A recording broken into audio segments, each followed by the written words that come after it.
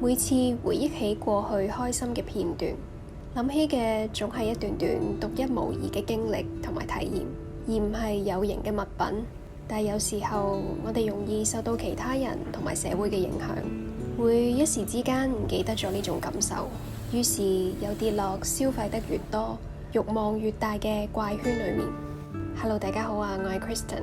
想要進行30日斷捨離挑戰嘅初衷，係因為我越嚟越覺得自己喺象徵意義上面唔夠輕盈啊，感覺到有一啲物質上嘅阻力。然後某一日，演算法推薦咗我去睇 Leah's Few Notes 嘅片，下定決心要開始呢一個挑戰，為期30日，第一日掉一件，第二日掉2件，去到第30日就會累計斷捨離咗465樣嘢。有睇開我 channel 嘅觀眾朋友，可能都會知道我有定期斷捨離嘅習慣。估唔到今次嘅挑戰，我仍然可以捨棄到465樣嘢。有啲好容易就可以掉去回收箱，有啲就係要同自己嘅內心好好咁對話先至可以。今次嘅片就係過程裡面嘅一啲心得嘅記錄，咁就開始啦。同 Leah 一樣，喺呢個挑戰開始之前，畫一個可以鼓勵自己行動嘅表先。每完成一日嘅數量，就可以畫咗一格佢，或者油上顏色。當睇到一格格填滿嘅時候，或者灑咗嘅時候，可以係好大嘅動力。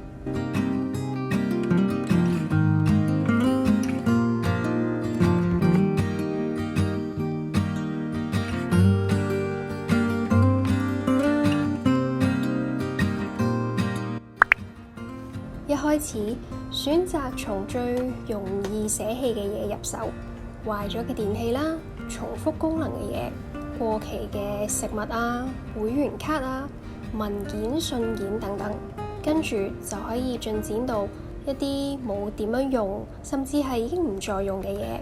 因為有定期簡化啦，呢一部分都尚算輕鬆嘅。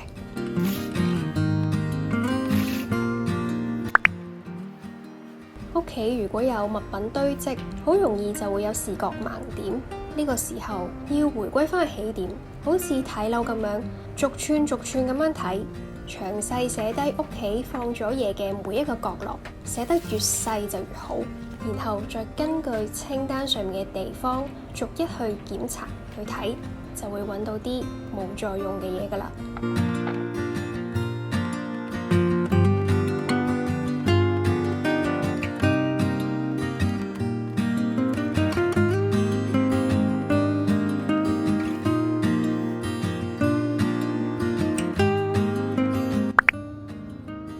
仔細咁睇完每一個角落，但係唔好淨係睇一次，起碼要睇2次或者以上。第一次錯過咗，或者仲係唔捨得嘅嘢，第2次再睇，可能就會捨得㗎啦。快樂嘅定義對於每個人嚟講都唔同，我都係會 keep 一啲對我有快樂或者情緒價值嘅嘢。記住啊，簡化唔係咩都要掉，咩都唔要，而係重新去選擇，對自己有更加深入嘅了解。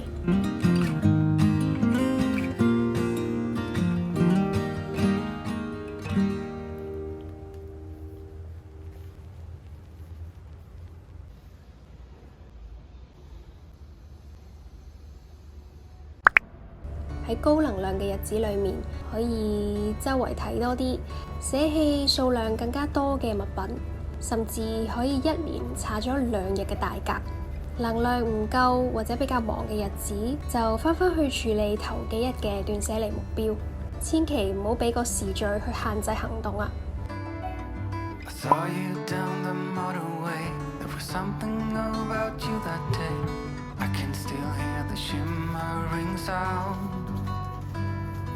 ！The hill is near, let's get right up. Walk up to the very top. We couldn't tell. 俾大家睇下我依家要斷捨離嘅嘢。噔噔，呢堆嘢呢，其實就係我喺2020年嘅時候啦，我就喺嗰陣時呢，就嘗試咗開咗一間 IG shop。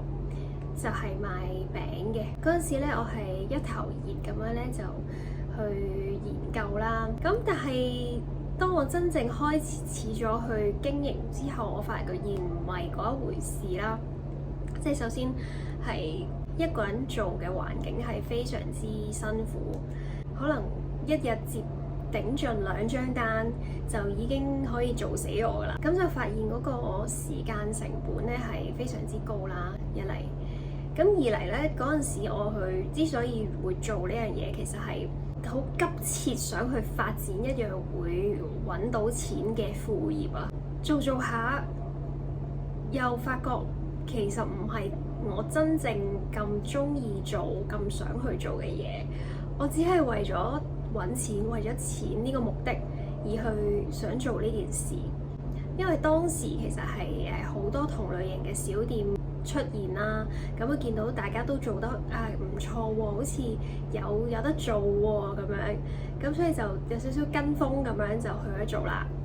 我事前準備功夫做咗好多嘅，好認真，即係我連 logo 啦，呢啲咁樣嘅 sticker 啦，教啲人點樣食用呢件餅嘅卡仔啦，都整埋出嚟，印埋出嚟。咁但係做落先發現，唔係我想象中嗰回事啦，同埋我唔係真係咁 enjoy 去做嗰樣嘢咯。都好耐冇接單啦，但係一路擺咗喺度。可能係心入面一路都覺得，我嗰陣時準備咗咁多功夫，即係 logo 又自己 design 搞咗好耐，呢啲嘢話唔要就唔要，咪好似好嘥咯。話唔定我有一日會突然之間戚起條唔知邊條筋，就想做翻，想接翻單咁樣咧。但係因為今次有呢個斷捨離計劃，令我重新去思考、去諗，究竟自己係咪真係會有朝一日去重操故業呢？我心入邊嘅答案都幾肯定係唔會嘅，即係我有時間，我會寧願去攞去做其他我真正想做嘅嘢。咁既然係咁，我就不如趁呢個機會去真係好好處理一下呢堆物品啦，正視，去承認、去接受自己過去失敗嘅經歷啦。呢啲紙袋啦，就係嗰陣時買嚟係裝啲餅入去俾啲客人嘅。咁我覺得呢啲其實 keep 翻仲有用嘅，因為我間唔中會整一啲甜品啊、蛋糕啊、曲奇餅嗰啲。咁我每一次整完之後咧，就可以用呢啲紙袋咧去裝嚟送俾朋友啊，送俾其他人去品嚐嘅。嚟緊呢一個月，即係想做嘅嘢就係整多啲甜品，整多啲曲奇餅，之後送多啲出去，想盡快用晒呢一堆紙袋佢啦。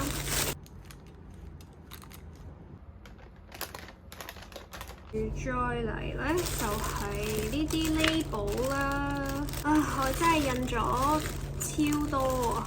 嗰陣時好有心機咁樣去 design 嗰個包裝嘅上面嘅 label 啊！再睇多次都係有啲唔捨得，因為都係自己心血嚟嘅。但係冇辦法啦，都係要承認自己唔啱做某啲嘢，就係唔啱做某啲嘢噶啦。呢堆卡都係啦，應該可以拎去回收嘅，因為佢係普通嘅紙質嚟嘅啫。係啦，就係咁咯。現代人好需要嘅一種斷捨離，都係我哋最容易忽略嘅。太多嘅電腦 folder、social media 裏面太多嘅 follows、bookmark、page， 會將我哋嘅注意力由真正重要嘅嘢拉走咗。而且偷偷地話俾你知 ，delete 一個 folder 或者一個 bookmark、一個 follow， 可以當係一樣物品嘅，一次過可以畫咗日數比較大嘅格啊！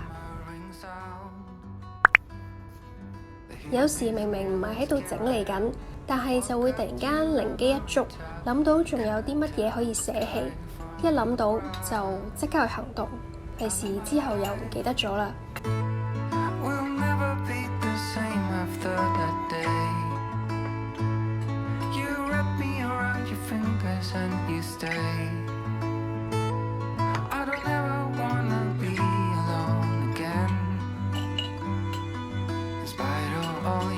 果已經好努力咁樣去斷捨離啦，都係剩翻最後幾個大格，咁點算好呢？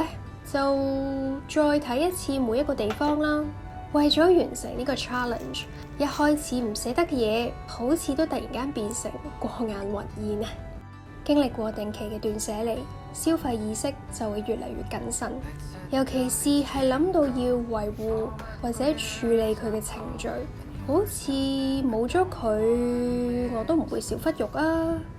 不過最麻煩嘅都係後續處理嘅事，我唞一唞先。我最後呢，想重申一次，我唔係想做一個極簡主義者啊，我只不過係唔想俾物品去綁住我嘅步伐。而家嘅我過緊一啲啱啱好，甚至可以更少一啲更加簡化嘅生活，可以提醒我自己內心真正嘅快樂來源自邊度。消費社會嘅可怕同埋佢嘅魔力仍然都存在。有時就算自己冇太想要一樣嘢，但係物質都係會有辦法嚟到你身邊。喺呢度祝想要簡化嘅大家都可以認清內心嘅聲音，輕裝上路嘅日子唔係好遠嘅咋。咁今日嘅片就嚟到呢度啦，我哋下次再見，拜拜。Why does the rain always keep on pouring down when it's gray outside?